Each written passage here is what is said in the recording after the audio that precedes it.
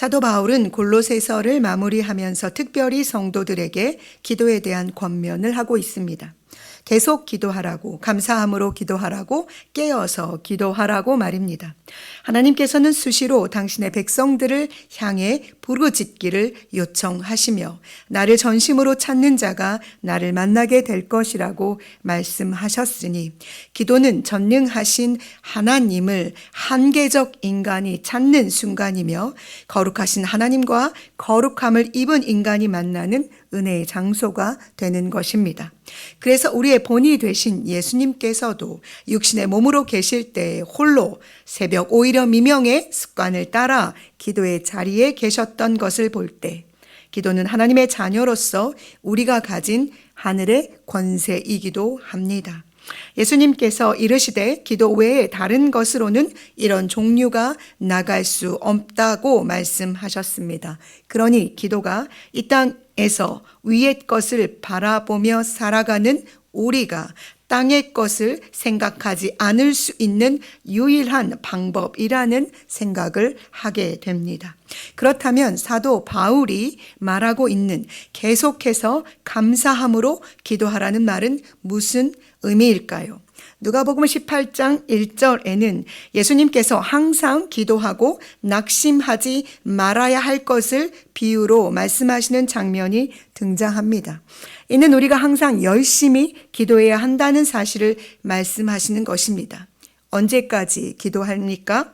하나님께서 응답해 주실 때까지입니다. 그러나 기도하면서 열심히 기도하면서 우리가 반드시 기억해야 할 사실은 기도의 응답은 하나님께서 하신다는 것입니다.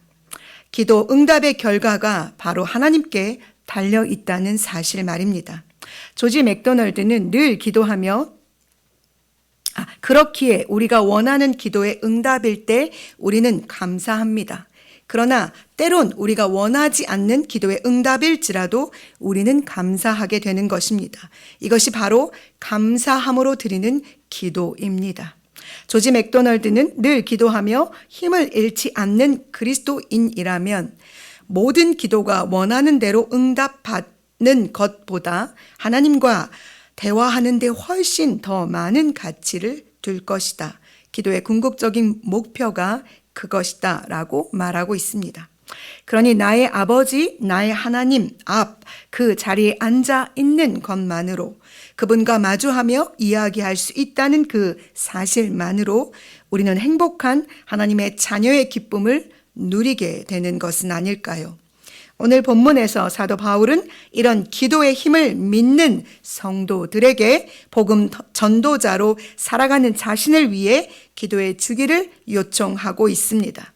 바로 하나님께서 전도할 문을 열어주셔서 그리스도의 비밀을 말하게 해 주시기를 요청하는 것입니다. 우리가 알고 있듯이 사도 바울이 복음을 전했던 현장과 그가 마주했던 순간들은 치열한 영적 전쟁 최전방이었습니다.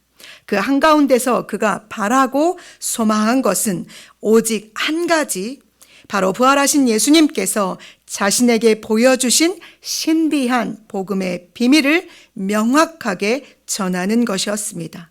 이것이 바로 모든 영혼이 구원받기를 원하시는 아버지의 마음으로 영혼을 바라보고 있는 전도자의 모습입니다.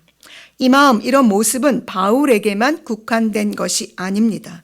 분명히 우리를 어둠에서 불러내어 그의 기이한 빛에 들어가게 하신 하나님께서는 우리를 향한 분명한 목적을 가지고 계십니다. 그것은 이 놀라우신 하나님의 아름다운 덕을 세상을 향해 우리로 선포하게 하려 하신다는 사실입니다. 그렇게 본장 5절에서 바울은 우리가 불신자와 함께 있을 때는 항상 시간을 잘 활용하여 복음을 전해야 한다고 권면합니다. 또한 복음을 전할 때 기분 좋게 행동하고 전함을 받는 그 사람에게 관심을 가지고 할 말을 신중하게 소금으로 맛을 내듯이 선택하고 복음에 대해 질문하는 사람에게 해줄 답을 온유와 두려움으로 준비해야 한다고 말합니다.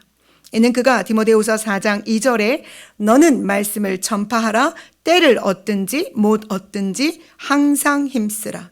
범사의 오래 참음과 가르침으로 경책하며 경계하며 권하라고 디모데에게 권면한 내용과도 같습니다. 뒤이어 바울은 이런 복음을 위해 이렇듯 자신과 함께 수고한 동역자들을 소개합니다.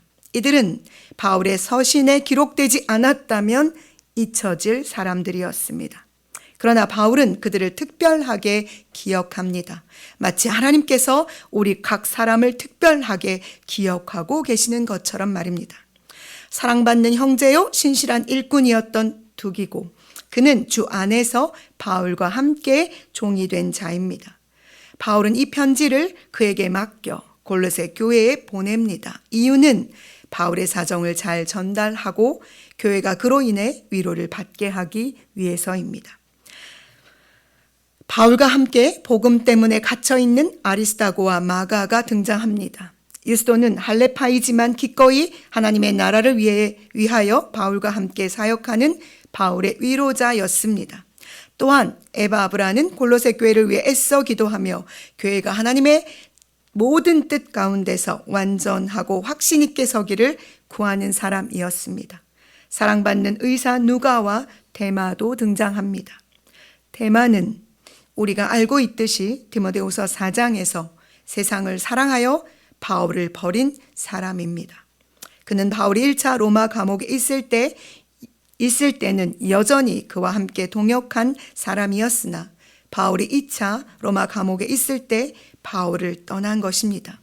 그러나 누가는 여전히 지금도 바울 곁에서 그의 복음의 여정을 함께하고 있습니다. 여러분, 우리는 복음이라는 이 놀라운 진리와 함께 우리 이름 앞에 어떤 수식어를 가지고 살아내고 있습니까? 주님은 여러분과 저를 어떤 사람으로 기억하고 계실까요? 이들은 모두 복음 안에서 바울과 함께 동역한 이들이었습니다. 그러나 사도 요한이 그에 져서 요한 1서에서 이야기하고 있듯이 그들이 우리에게서 나갔으나 우리에게 속하지 아니하였나니 만일 우리에게 속하였더라면 우리와 함께 거하였으리니와 그들이 나간 것은 다 우리에게 속하지 아니함을 나타내려 함이라. 세상을 더 사랑했기에 그들은 복음을 버리고 여기에 머물러 있지 않고 세상으로 나간 것입니다. 기억하십시오. 그리스도와 함께 다시 살리심을 받은 우리는 위의 것을 찾습니다. 왜냐하면 거기에 그리스도께서 하나님 우편에 앉아 계시기 때문입니다. 그래서 우리는 위의 것을 생각하고 땅의 것을 생각하지 않습니다. 그리스도 외의 것을 우리는 배설물과 같이 버리고 그것들을 미워합니다.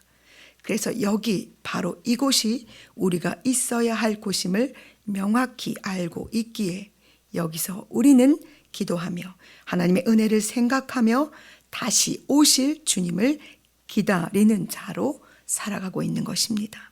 그러니 복음 안에서 함께 동역자 된 여러분, 우리 오늘도 기도하며 더 깊이 하나님과 교제하는 기쁨을 누리며 복음과 함께 살아냅시다.